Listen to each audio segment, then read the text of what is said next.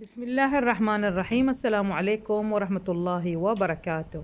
تعالوا اليوم نعمل مع بعض سويس رول، كيكة سويس رول بطريقة جدا سهلة.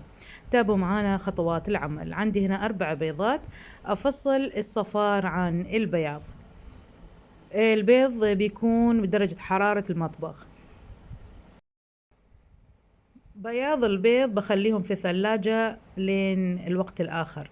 هنا عندي صفار البيض، أحط عليهم نص كوب من السكر وأحرك حتى يتغير اللون. أضيف ملعقة صغيرة من فانيلا، وأيضا بحط كوب واحد من طحين الكيك، و100 ملي من زيت نباتي، ونص كوب من حليب أيضا بحرارة المطبخ، وبضيف ملعقة صغيرة من بيكنج باودر. أنا استخدمت هنا 3/4 كوب من السكر، نص كوب حطيتهم مع صفار البيض، وربع كوب بخفقهم مع بياض البيض. أضيف السكر بالتدريج حتى يتماسك عندي البياض بهذا الشكل. أخذ جزء من بياض البيض وأحطهم مع الصفار أو خليط الصفار، أحركهم مع بعض، وبعدين أرجع كامل الخليط الأصفر داخل صفار البياض البيض. وخذيت أنا جزء بسيط بحط عليهم شوية من الملون الغذائي. هنا أيضا بقيت شوية بحطهم كذا بهذا الشكل حتى يطلع مثل كيك رخامي.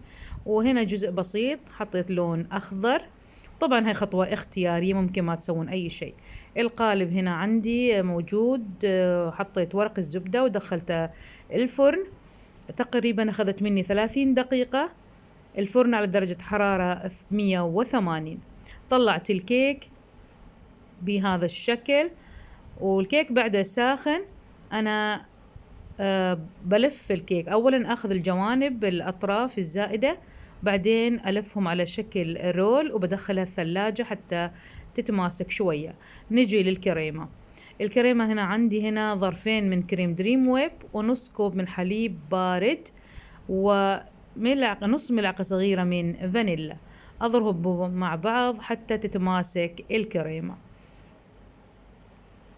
وبعدين طلعت الكيك مرة ثانية. الحين أرجع أفرد الكيك وأحط طبقة من الكريمة بهذا الشكل. طبعا ممكن تحطون مربى، وأيضا أنا عندي هنا مربى فراولة. ممكن كريمة فقط، ممكن مربى بدون كريمة، وممكن اثنين مع بعض. وأرجع ألف مرة ثانية على شكل رول وبشكل جيد، وبعدين أغلفها مع ورق ألمنيوم وأدخلها الثلاجة حتى تتماسك بشكل جيد. وبعدين تقريبا أخذت مني هنا يوم كامل أنا حطيته في الثلاجة. جيت أنا ثاني يوم كذا يكون الكيك جاهز تماما. ممكن تاكلونها كذا بدون أي كريمة، بدون أي تزيين، لكن أنا حبيت شوية أغير، وحطيت هنا طبقة من نفس الكريمة اللي استخدمتها كحشوة. نفس الكريمة غطيتها كامل، وحطيت هنا زينت بشوية من السبرينكلز، سبرينكل ملون. وطبعا التزيين ذوق شخصي، وممكن أبدا ما تزينونها، فهي الكيكة تطلع جاهزة يعني للأكل بدون التغطية بالكريمة.